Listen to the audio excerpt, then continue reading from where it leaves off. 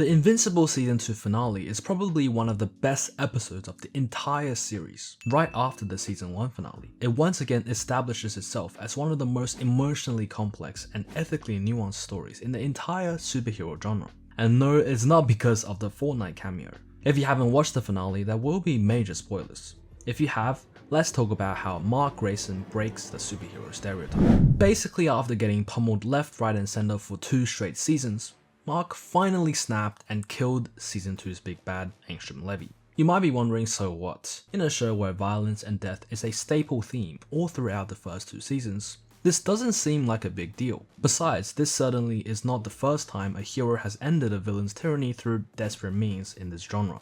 But if you think about it, maybe it is. Heroes killing is such a delicate problem that writers often use sneaky techniques or avoid it altogether. You often see villains fall demise to their own plans, or some other plot device that says to the audience, hey, technically, I tried to save them. Of course, there are anti-heroes like Deadpool, but then again, Mark wasn't really built up to be a cool, nonchalant anti-hero like Deadpool, but more like a Superman, Captain America trope, with righteousness so deep you might as well print it on his costume. So how did the show allow a character like that to utterly lose control and act less like Superman or even Omni-Man, but more like Homelander?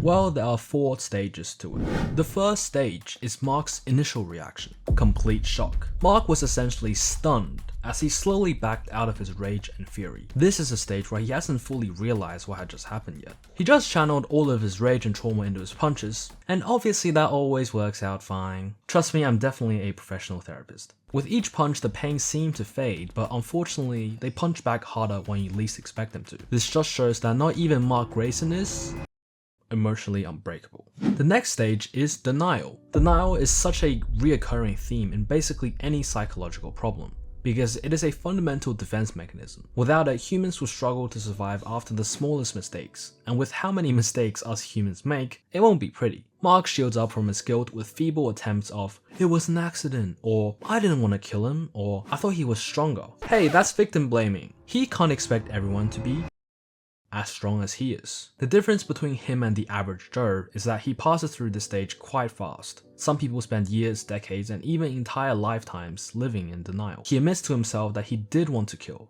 even for a moment. In fact, he even fights back against other people's comments such as, you did what you had to do, because deep down, he knew he crossed the line. So what happens when you get a morally righteous man who just admitted to himself that he wanted to and did just kill another man? You get stage 3, chaos. His moral compass is not just buzzing, it's practically out the window. His emotions are all over the place, and usually it goes like this: anger, sadness, anger, sadness, anger, sadness, and so on. If this loop goes on long enough, or fast enough, you get pure insanity. We got early signposts of this when he basically started Joker laughing out of nowhere, and giggling after realizing that he finally won a fight.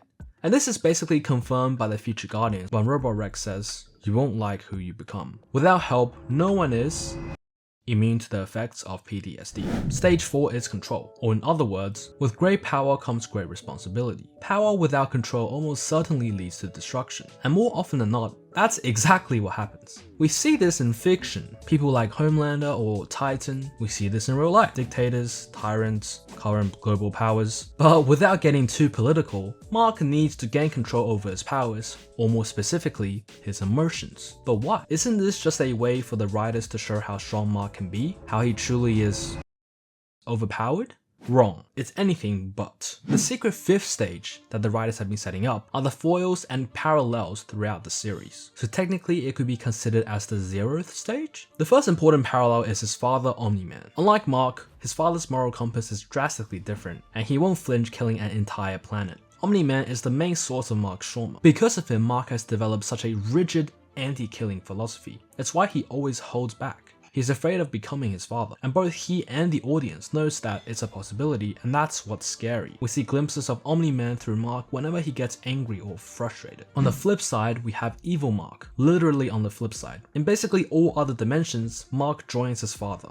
Even in this world, we see Mark hesitate when he confronts Omni-Man in Season 1. It's set up so cleverly that Mark turning to the dark side is just as big of a threat as the other impending dooms that happen in the show. Every now and then we see the Mark from the other dimensions do something atrocious, and Angstrom Levy is basically the embodiment of all of that pain and suffering. Mark Grayson is literally fighting his own demons, and it's why the episode doesn't just end with Mark's victory over Angstrom. We finally get to see where all the budget went for season 2, and I'm not mad. Season 2 was amazing, and the arc truly shows that not even superheroes are.